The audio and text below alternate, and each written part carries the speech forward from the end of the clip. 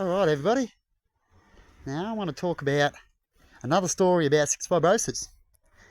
And many years ago when I was connected with the hospital, and I could get there a bit more often, and I was really sick and there was a time I was connected with them, they asked me if I can help out, like when I went on Starlight TV show to talk about Starlight and what they did at the Warden Children's Hospital years before that. As I'm a good person to go on TV and talk, a lot of people don't say much or do much.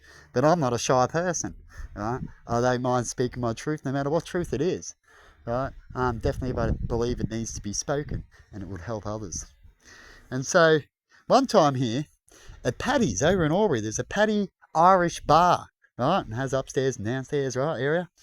And I went there once to talk to families locally here in Wodonga at that time that had kids with cystic fibrosis, as they had a little program where parents who just had young kids or at any time with cystic fibrosis can get together and meet up with other people with cystic fibrosis, right? And the hospital gets the people with the cystic fibrosis, picks us up, that's what they did for me, or allows you to get there, but they will pay for a little bit of your drinks and a meal.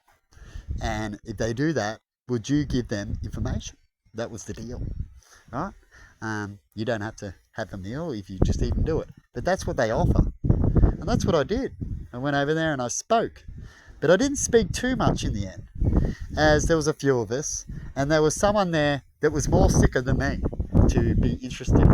It was a female, and she was bloated at the time. She was pregnant, which is the things I talk about when it comes to women suffering the bloating, gut problems in the gut more than men, right? But men can suffer in another way, as my sister didn't suffer in the breathing problems and other things, but she suffered in the gut problem. That comes to be my sister, because I've got a sister with cystic fibrosis too, and she does bloat up in the gut.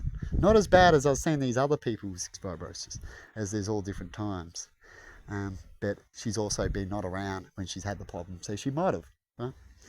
And so I had to go talk. I talked a little bit, but then didn't have to talk much, as when I talked about being healthy. I talked about that I didn't speak about cystic fibrosis. In fact, I didn't know as much as some other people that were sick a lot and how much they went through constantly, right? And so I was less interested. In fact, they would probably look at me like the doctor going, does he really have cystic fibrosis? Isn't that sad?